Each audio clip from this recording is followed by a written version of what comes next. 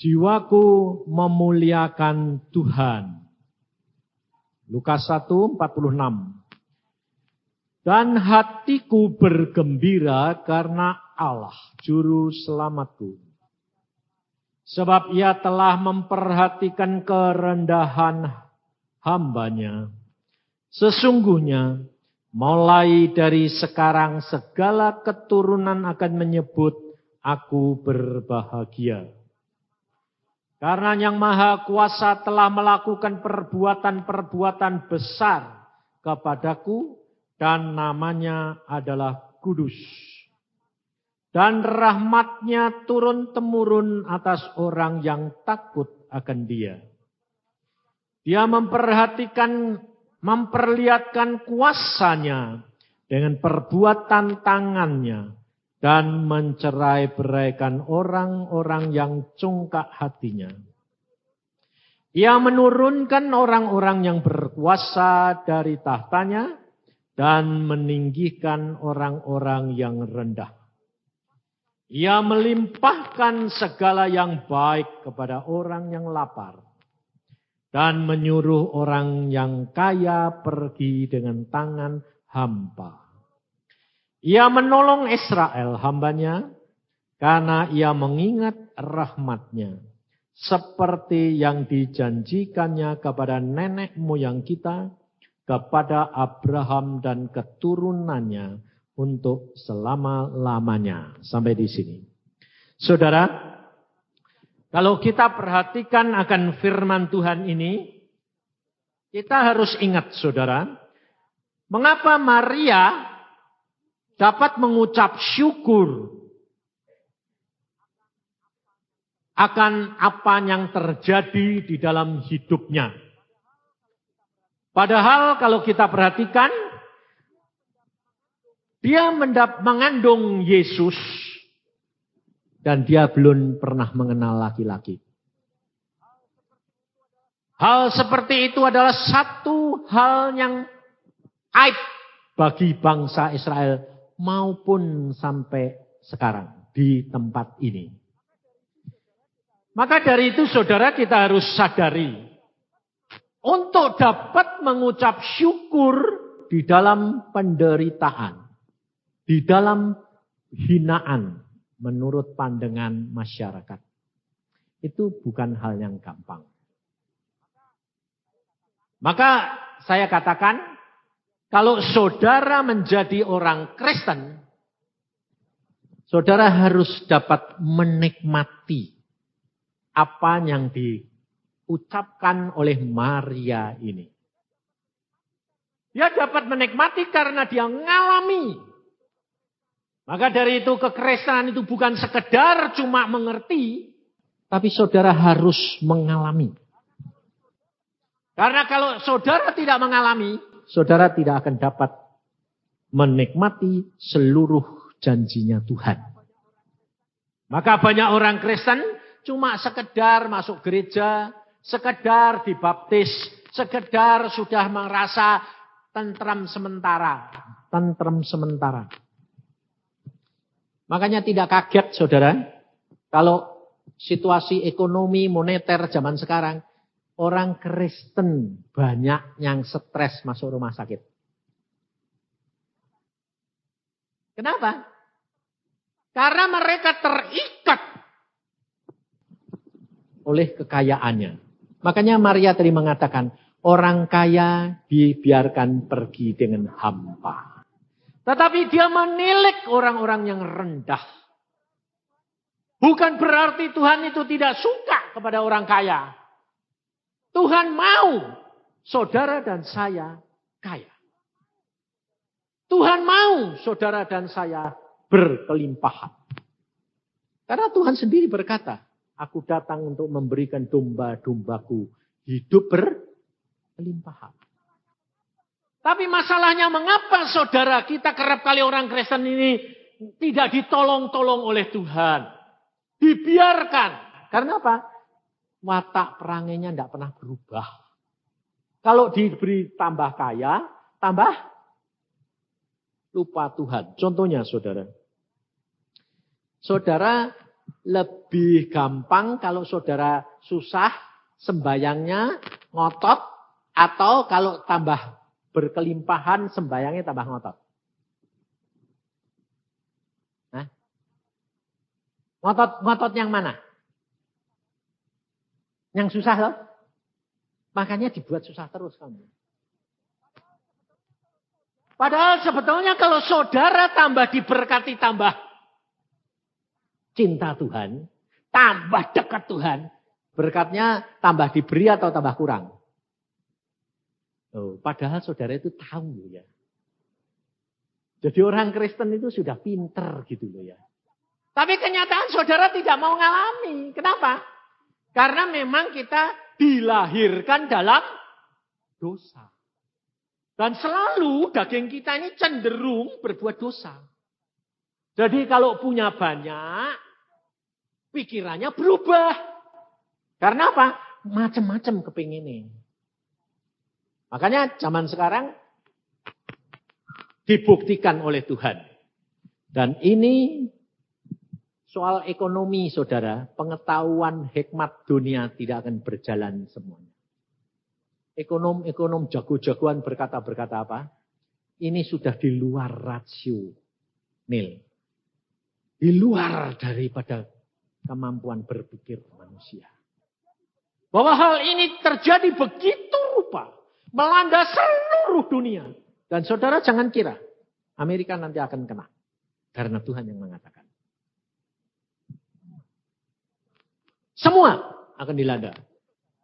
Maka dari itu saudara, kita harus waspada. Kalau temanya hari ini katakan bertahanlah sampai akhir. Supaya kita ini menyadari bahwa ada masanya di mana saudara dan saya harus membayar harga kepercayaan saudara. Tuhan belum mengadakan seperti di RRC. Orang-orang Kristen dianiaya begitu rupa. Pada waktu saya membaca, saya bertanya kepada Tuhan, Tuhan, apakah hal itu melanda semua anak-anak Tuhan di dunia ini? Tuhan berkata, tergantung daripada anak-anak Tuhan. Kalau memang ditolong tidak mau, kalau mau tidak bisa berubah watak dan perangainya, dibaharui. Hal itu akan dibiarkan Tuhan. Karena apa? Alkitab di dalam kitab Daniel berkata bahwa pada akhir zaman akan diadakan penyaringan, pengujian, disaring, diuji terus-menerus. Jadi tidak, saudara mau atau tidak mau, saudara harus masuk. Tuhan berkata hanya orang yang bertahan sampai ke akhir dia yang selamat. Sebab Alkitab sudah mengatakan Tuhan Yesus sendiri berpesan. Kalau tidak disingkatkan waktunya, tidak ada seorang pun yang selamat. Maka Alkitab berkata, berbahagialah orang yang pulang sekarang. Karena penderitaan mereka akan berhenti. Tapi kenyataan saudara ini, hidup kekristenan saudara, saudara tidak pernah menghayati Alkitab. Karena apa ternyata? Banyak orang Kristen itu takut mati. Tidak mau cepat-cepat mati. Kepengennya panjang umur. Saya tadi barusan ditelepon seorang ibu. Pak, bapak, ibuku sakit. Di Surabaya, tolong doain Pak. Umurnya berapa? 68. Lalu saya bilang, kan sudah cukup. Loh betul enggak? Tapi dia bilang apa? Pak, saya kepengen ibu saya umur panjang. Lalu saya bilang begini. Sekarang ibumu sakit apa? Kanker. Oh, jadi sakit kanker minta umur panjang. Jadi nanti penuh dengan penderitaan. Kamu ini anak yang egois, saya bilang.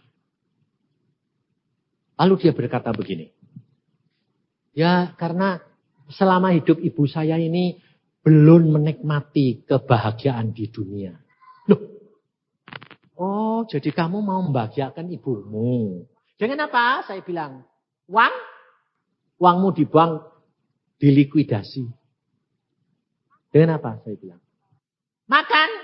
Sekarang makan lemak-lemak jantungan. Ayo, mau apa? Saya bilang. Suruh jalan-jalan. Udah enggak kuat. Karena sekarang dia sakit kanker. Apa coba? Karena kamu belum tahu bahwa hidup di dalam kekristenan itu adalah di surga, di dunia, dan sampai ke alam baka yang kekal. Ya Pak, kan kita belum tahu. Loh, jadi kamu jadi orang Kristen belum ngerti bahwa janjinya Tuhan itu ya dan amin. Ya Pak, tapi belum pernah ke surga sih. Nah itu saudara. Maka dari itu saya katakan, saya sudah pernah dibawa ke surga. Saya katakan, saya dibawa ke sana tidak mau balik, saudara. Pada waktu Tuhan berkata, balik. Aku bilang, Tuhan aku tidak mau balik. Enak di sini. Tuhan bilang, jasadmu, tubuhmu itu masih di gereja. Nanti kamu disangka mati. Tuhan bilang, begitu saya bilang, biarin. Pokoknya saya mau pulang sekarang. Ternyata kok enak di sini. Sesuai enggak sama Alkitab? Cocok apa yang dikatakan. Tapi saya katakan, bagaimana mereka bisa mengerti kalau udah ngalami? Lalu Tuhan berkata, sampaikan, beritakan. Mereka yang sungguh-sungguh, mereka akan menikmati. Maka pada waktu ibu saya pulang dari Australia, sakit dan sembuhkan Tuhan di rumah saya. Satu sore jam 3, Tuhan berkata pada saya, beritahukan kepada ibumu, suruh berdoa, suruh menyiapkan dirinya untuk nanti pulang. Saya anaknya, suruh memberitahu ibuku yang pada waktu itu baru umur 66. Mungkin saudara tidak sampai hati. Disangka makanya bab mamae cepat-cepat suruh mati. Tapi kalau saya tidak peduli saudara. Saya beritahukan, Mah, berdoa, siapkan diri, dan minta sama Tuhan, melihat rumahmu di surga. Tuh, bisa toh? Bisa. Kalau kamu tidak mau rugi. Dia minta. Bangun tidur jam 4 dia sukacita. Dia berkat menemui saya. Dia bilang, waduh rumahku di sana bagus. Indah, luar biasa. Kenapa? Semua dari permata. Memang dia sukai permata. Jadi Tuhan itu tahu saudara apa yang menjadi kesukaanmu di dunia maupun di surga. Dan dia bilang, wah luar biasa. Nah, jadi kalau sekarang kamu, Pak Mah, sudah lihat bagaimana? Oh, sekarang pulang mau. Kapan saja dipanggil Tuhan? Mau. Siap, saudara. Dan apa terjadi? 6 bulan kemudian. Satu hari Tuhan berkata kepada pada saya, kamu mau pergi ke Jawa Tengah, kamu sampaikan selamat jalan kepada ibumu. Saya langsung masuk kamar, saya bilang, Mama, selamat jalan. Kita tidak akan bertemu lagi. Kenapa? Beberapa hari lagi kamu dijemput Tuhan. Pulang. Oh ya. Wah seneng aku. Sudah siap aku.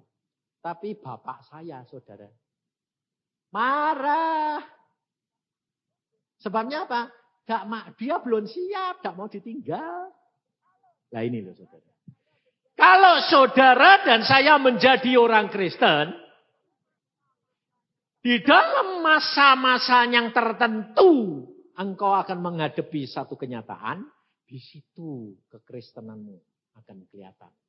Engkau itu sungguh-sungguh percaya atau tidak. Kalau sementara sekarang tidak ada aniaya, tidak ada apa-apa begini, tidak kelihatan. Bahkan yang pura-pura lebih kelihatan Kristen daripada yang sungguhan. Karena yang pura-pura itu polesannya itu hebat. sumbangannya gede, ya toh, aktif, belum tentu. Tuhan tidak melihat itu, saudara. Tuhan Yesus pada waktu dia mau turun ke dalam dunia, mengapa dia milih Maria? Mengapa dia tidak milih di kerajaan? Tuhan tidak melihat kekayaanmu maupun harta bendamu maupun kegiatanmu. Tuhan melihat hatimu. Tuhan melihat hati yang siap, rela menanggung derita demi dia. Maka saya katakan bertahan sampai kepada akhirnya. Sebab Tuhan melihat hatimu. Kadang-kadang saudara kita tidak tahu. Sampai saya bertanya, Tuhan, mengapa engkau panggil pulang cepat-cepat orang itu? Engkau tahu, lihat. Kalau aku biarkan dia 1-2 tahun lagi, dia tidak akan dapat bertahan. Karena imannya gugur. Jadi kalau Tuhan bertindak, membawa saudara pulang, itu satu anugerah. Sebaliknya saya, kepingin pulang-pulang, enggak boleh pulang. Kenapa saudara? Karena Tuhan punya rencana. Maka dari itu kita harus belajar benar-benar. Sebab pada waktunya saudara akan dihadapkan suatu kenyataan. Dan kamu semuanya akan diuji. Sampai di mana percayamu. Pengikutanmu akan Tuhan. Ada seorang hamba Tuhan, seorang muda di Tiongkok. Dia berkata begini, apapun aku sanggup. Manggung demi nama Yesus. Ya, ternyata dia dianiaya, dihukum. Dia tidak takut. Dia tetap percaya Yesus.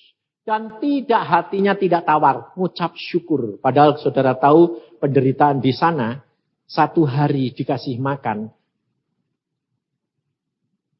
Seperti bakpao yang tidak ada isinya itu loh. Mantau. Itu cuma segini. 1 hari. 1 hari cuma sebola tenis. Itu 1 hari. Disuruh kerja keras. Dia tidak bergeming. Dia tetap mengucap syukur dan bersuka cita. Tapi satu saat dia terima surat istrinya. Bahwa istrinya minta cerai. Karena apa? Karena dia bilang, engkau toh tidak mungkin keluar dari kamp kerja paksa itu. 25 tahun masih hidup. Sebab semua yang dimasukkan ke sana mesti mati. Pada waktu dia menerima surat minta cerai, gak kuat saudara. Loh, penderita seperti apa kuat, tapi terima surat istrinya minta cerai, gak kuat. Siapa yang tahu? Pikir saudara mungkin di sini bapak-bapak kalau terima gitu, wah itu kan kecil, cari lagi dong ya.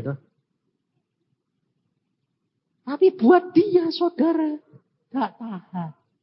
Ya akhirnya kecewa, dia mengeluh kepada Tuhan. Dia bilang, Tuhan, penderitaan jasmani yang lain aku sanggup. Tapi mengapa istriku meninggalkan aku? Aku tidak sanggup. Tuhan hanya berkata 3 perkara, saudara.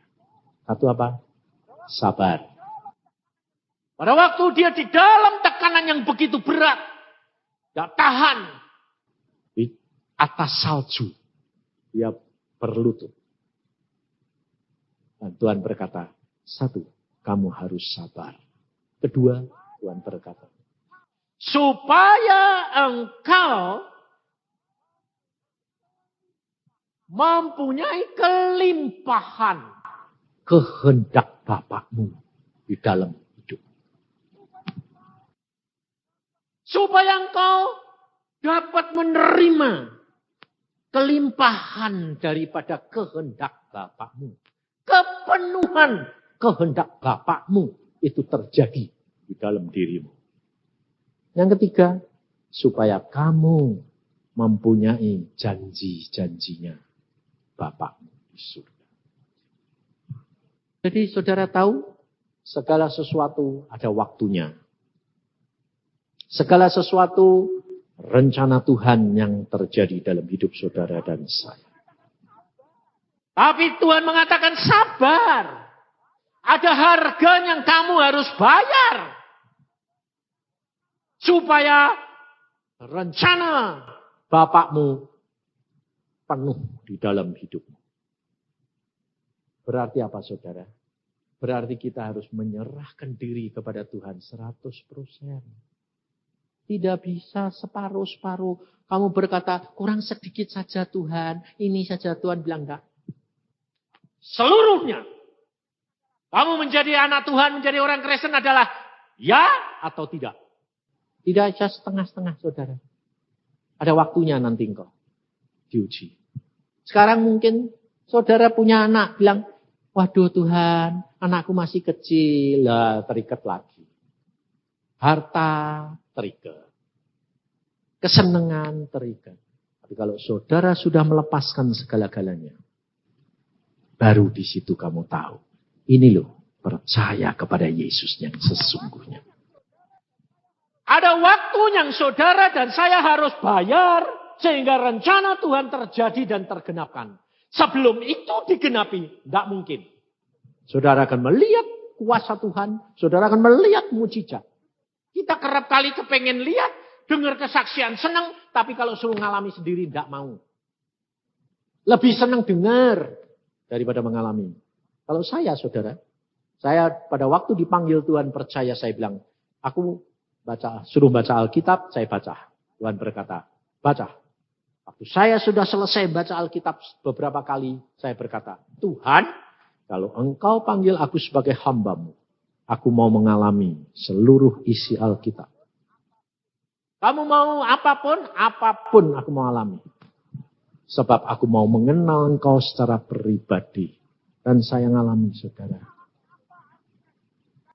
Ngalami apa artinya? Kalau istri mau diambil Tuhan. Ngalami kalau anak-anak dari kecil satu demi satu diambil Tuhan. Bagaimana caranya? Jangan saudara kira bahwa saya tidak ngalami. Daniel, anak saya yang sekarang jadi penginjil. Pada waktu umur belum setahun. Tuhan mengatakan, aku mau bawa anakmu pulang. Saya bilang, silahkan.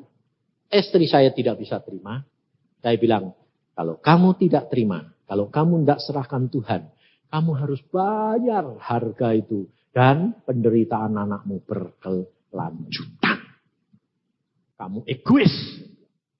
Akhirnya istri saya mengatakan, aku menyerah. Setelah kita serahkan, Tuhan silahkan ambil.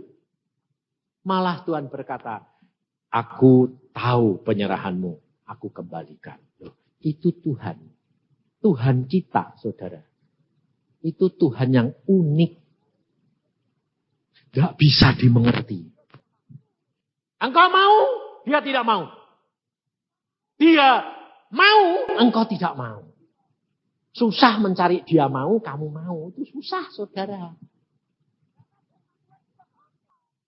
Karena firman Tuhan sudah ngomong.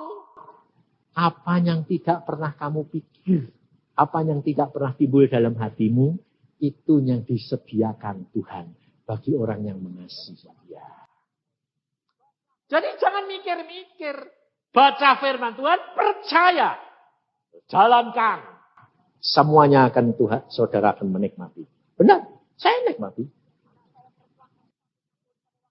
Anak saya perempuan satu-satunya pun pada waktu mau diambil Tuhan, saya berkata, silakan. Toh aku akhirnya nanti di surga ketemu, tak masalah, saya bilang. Suruh balik. Istri saya, dia mau diambil. Saya bilang, silakan. Adik saya dari Australia di sini. Pada waktu mau meninggal itu di Australia. Dia sudah berkata, yang aku lihat, ini aku kok sudah naik turun ke surga dunia. Aku sudah di awan-awan turun lagi. Ya, saya bilang itu kan tandanya kamu mau pulang. Nah, terus ngucap syukur kalau sudah mau pulang. Lah kamu bagaimana? Itu urusannya Tuhan. Tuhan sanggup menjaga saya. Sebab Alkitab ngomong. Kalau kamu mengasihi istrimu lebih dari Tuhan, tidak layak menjadi muridnya Yesus. Ada harga, saudara. Ada waktu yang kau harus alami. Sampai pada waktunya Tuhan berkata, selesai, cukup. Demikian juga hamba Tuhan ini, saudara. Ya, setelah dia dengar firman Tuhan 3 perkara itu, dia berkata, baik Tuhan, aku bayar. Oke, lalu dia tulis surat kepada istrinya. Oke, kalau kamu tidak sanggup menantikan aku, silahkan tinggalkan aku. Dan aku setuju kamu ceraikan aku dan kamu kawin lagi. Boleh. Tapi dia merasakan damai sejahtera karena dia mengasihi Tuhannya lebih. Apa kalau sudah begitu cukup? Tidak. Jadi didik Tuhan terus dengan kesengsaraan yang luar biasa. Sehingga satu saat terjadi wabah penyakit. Penyakitnya itu aneh. Di mana terjadi peradangan, matanya sak bola tenis. Dua-dua. Panasnya 42, tidak bisa turun, habis itu mati. Jadi beberapa hari mati. Saudara tahu, 1.300 tawanan yang sudah mati itu 1.050. Dalam waktu beberapa hari. Pada waktu menghadapi kenyataan itu tinggal 250 orang. Dia pikir aku ndak mati. Tuhan melindungi. Justru dia mikir gitu, besoknya dia kena. Wah, matanya gede. Terus panas. Terus dokter periksa. Dokternya bilang apa? Masukkan kamar mayat. Karena berapa jam lagi mati. Jadi percuma. Sudah ini tidak bisa diobati. Masuk kamar mayat. Game. Akhirnya dimasukkan kamar mayat. Dia masih napas. Tapi bercampur dengan mayat-mayat yang belum dikubur. Karena dalam beberapa 1.300 itu, 1.050 itu ngubur orang segitu itu gampang apa? Nah, dia di kamar mayat itu, dia berdoa begini, saudara. Tuhan, tolong aku. Kalau engkau masih mau pakai. Kalau tidak apa-apa, pulang, rela. Apa terjadi? Langsung Tuhan, sudah engkau rela, sudah engkau bayar, engkau menyerah. Malaikat datang. Dia bilang, kok malaikatnya kok kayak dokter? Bawa kotak obat berupa salib di punggungnya. Lalu dia bilang, siapa yang namanya ini? Namanya dia disebut. Padahal sudah mati semua, tinggal dia. Malaikatnya ngomong, siapa yang namanya ini? Lalu dia bilang, saya. Loh, oh ya, kamu satu-satunya yang masih hidup. Oke. Ya, lalu dia diperiksa.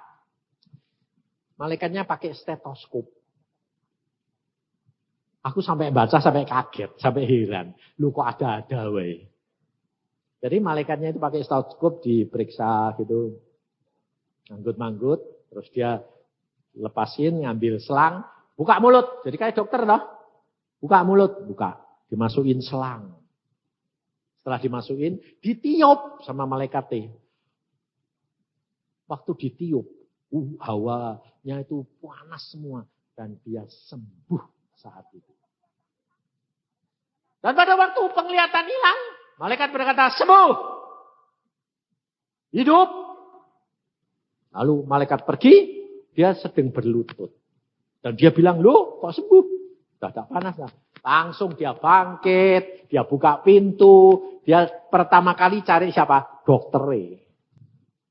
Dia datang ke kamar dokter. Dokternya buka, lihat dia. Gemeteran. Karena apa? Hantu. Bayangin saudara. Ketakutan luar biasa. Dokternya bilang, jangan. Aku tidak bunuh kamu. Aku tidak bunuh kamu. Dia bilang, dokter, saya ini hidup. Tidak mati. Tidak mungkin. Loh, coba periksaan. Yesusku itu hidup. Ya, luar biasa. Akhirnya dia menjalani hukuman 25 tahun. Dan dia keluar. Dan dia menginjil ke seluruh Tiongkok. Dan memenangkan banyak jiwa. Dia berkata apa? Segala sesuatu Untuk kamu bisa memenangkan jiwa, itu ada harga yang kamu harus bayar lebih dahulu. Saudara kepengen memenangkan jiwa gampang. Tapi ada harga yang harus dibayar lebih dahulu. Apa? Orang melihat buah di dalam hidup saudara dan saya. Kamu menginjilin orang, dia bilang apa? Kalau orang itu sudah, kamu sendiri ya tidak bisa, belum apa-apa. Gitu. Saudara, dia berkata apa? Buah yang ada di dalam dirimu. Buah roh itu. Ada sukacita. Ada damai sejahtera. Di mana Maria dia biarpun diejek, biarpun mau dihina oleh masyarakat, belum menikah sudah mengandung, tapi dia bisa bersukacita karena dia menikmati siapa yang ada di dalam dirinya, Kristus Tuhan.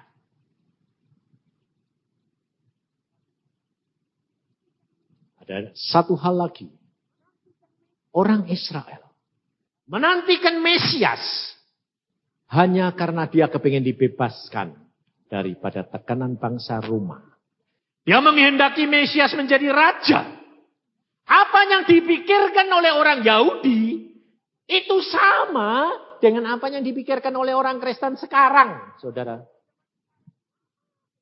Orang Kristen zaman sekarang sama dengan mereka. Memikirkannya Kristus. Aku percaya Yesus, aku minta diberkati, usahaku berhasil, segala sesuatu ditolong tanpa ada harga yang harus dibayar. Sehingga orang Kristen paling gampang, saudara, apa-apa sedikit dalam nama Yesus diusirin semua. Menderita tidak mau, sakit sedikit sudah ribut, ya toh? Sakit kalau saudara sakit sedikit, kena ada apa-apa sudah, waduh, lain nengkingi hari-harian. Salah. Kalau saudara mendapatkan hambatan atau penyakit atau mendapatkan musibah. Atau di dalam perdagangan menghadapi kerugian atau tanya Tuhan, duduk diem di bawah kaki Tuhan. Katakan Tuhan, apa maksudmu dengan segala perkara ini? Sebab Tuhan ingin mengingatkan saudara dan saya di dalam segala perkara. Supaya apa? Supaya kekristenanmu teruji. Tidak mundur. Tidak loyo. Tetapi bangkit terus. Bertambah-tambah. Maka Tuhan mengatakan, bangun pagi, sembahyang. Tapi kita kerap kali kalau dibangunkan pagi maunya apa? Ngantuk Tuhan. Nanti kalau Tuhan tahu-tahu datang jam 2 malam pagi. Datang di angkasa membawa anaknya. Saudara tetap tidur. Tinggal nangis teriak-teriak telat.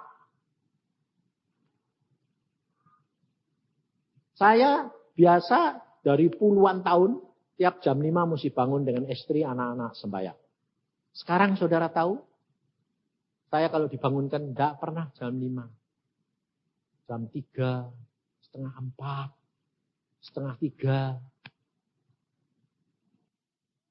Bangun, berdoa, terus. Jangan dikira kalau sudah gitu, lalu saya banyak ditanya, Pak, kalau dibangunin jam 3 piye Pak? Ya bangun, sembahyang. Terus, habis itu, tidur. Loh. Saya bilang, boleh. Kalau kamu sudah sembahyang sungguh-sungguh, lalu kamu tanya Tuhan, Tuhan, engkau mau bicara apa? Engkau mau melatih aku apa? Kalau sudah tidak omong apa-apa, kira-kira setengah jam ya sudah, tidur lagi, tiduran. Tapi kerap kali kalau buat saya, saudara, bablas terus. Terus jam setengah 3 dibangunin pun sampai jam 7 sembahyang terus. Dan tiap orang tidak sama, saudara. Apa saudara lalu saya katakan, ayo kalau dibangunkan jam 3, sembahyang terus sampai jam 7. Seperti saya. Tidak bisa. Tidak boleh. Saya juga tidak menganjurkan saudara begitu. Kenapa? Tiap orang tuh kekuatannya lain. Saya sama istri saya beda. Istri saya kalau bangun, saya bangun. Istri saya turut bangun, sembahyang, dia sebentar. 5 menit, 10 menit, habis itu, blek, sudah tidur. Saya masih sembahyang, dia tidur. Kenapa? Saya tanya, loh Tuhan kok dia tidur? Istrimu memang bukan orang sembahyang, orang memuji. Oh ya. Jadi bagian istri saya adalah orang pujian. Kalau pujian dia kuat, 1 jam, kuat. Kalau saya suruh muji, seberapa jam enggak bisa. Sebabnya apa? Memang enggak bisa nyanyi saya. Saya bisa turut nyanyi, tapi kalau musik main, saya suruh masuk. Salah. Nah, orang itu punya bagian sendiri. Tuhan tidak nuntut saya suruh pujian kayak istri saya. Tapi istri saya pun tidak dituntut Tuhan untuk sembahyang seperti saya. Tapi dengan ada 2, pujian dan penyembahan, klop dah.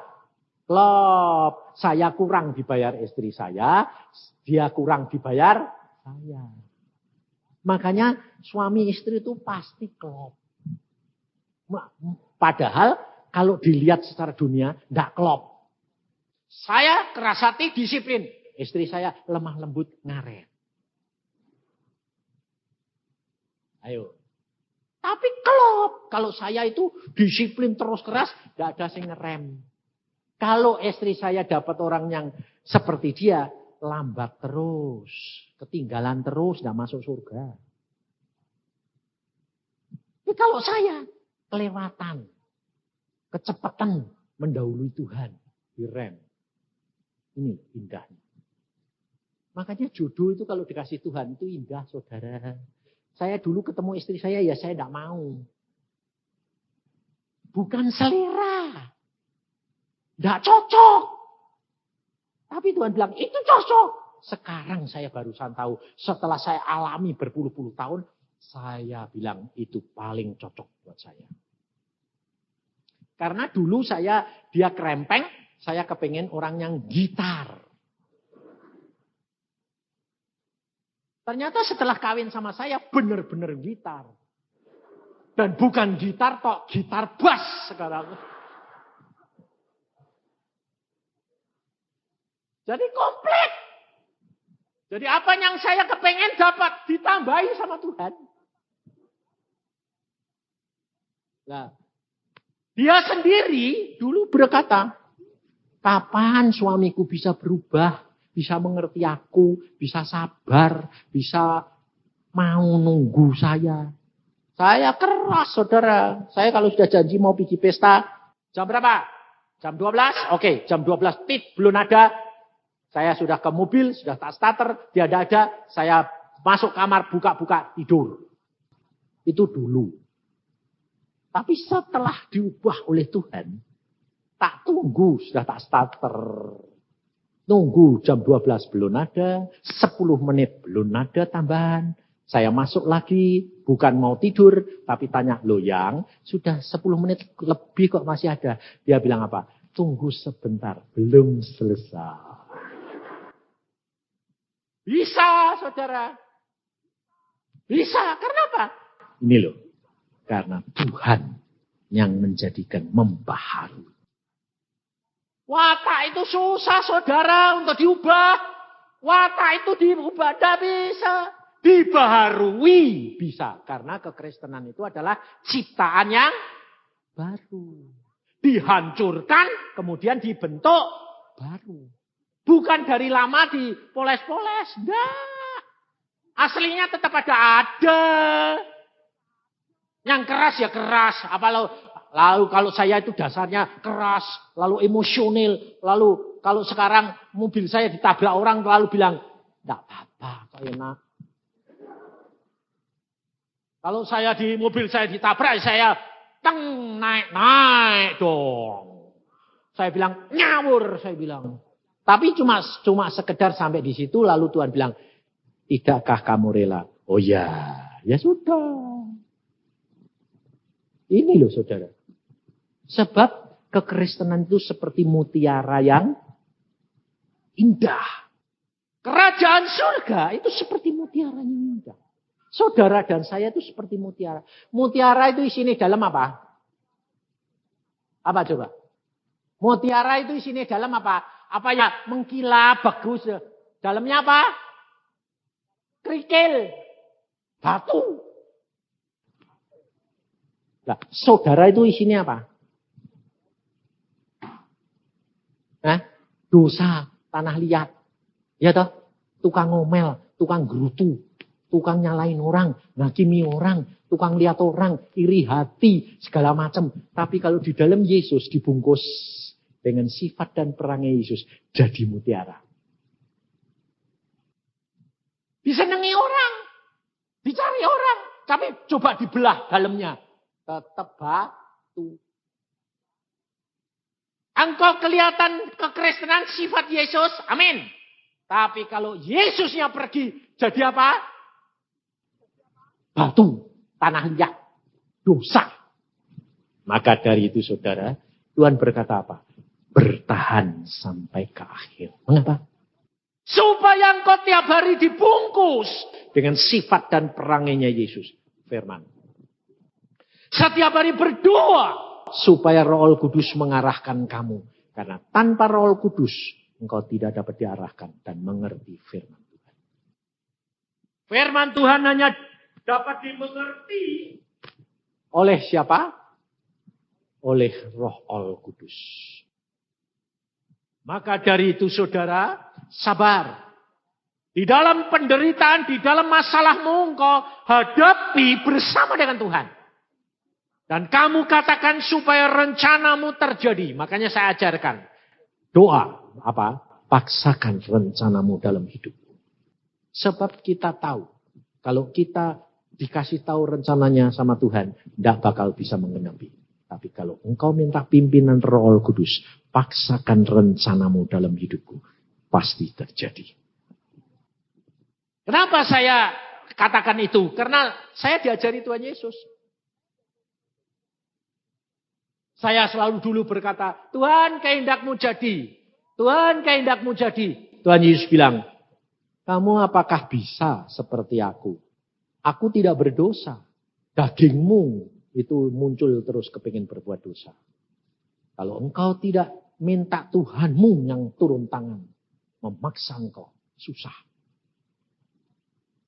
Kenapa Tuhan? Sebab iblis menuntut. Iblis berkata begini. Mengapa engkau paksa dia? Tapi kalau kamu yang minta. Iblis menuntut. Mengapa Allah engkau paksa manusia? Bukankah dia punya hak untuk memilih sendiri? Tuhan jawabannya apa? Hambaku yang minta. Nah, iblisnya tidak bisa apa-apa. Oh, ya sudah, paksakan. Kalau engkau sudah menjalankan semua, maka rencana Tuhan, janji-janji Tuhan dapat tergenapkan di dalam hidup kita. Janji Tuhan tidak akan saudara alami tanpa engkau masuk dalam rencana Dia. Karena janji Dia dapat digenapi kalau saudara ada di dalam rencana Dia. Saudara tahu, hidupmu bukan milikmu. Hidupmu sudah dibeli oleh Yesus. Dan engkau bukan milikmu lagi, tapi milik Dia. Amin. Mari kita berdoa.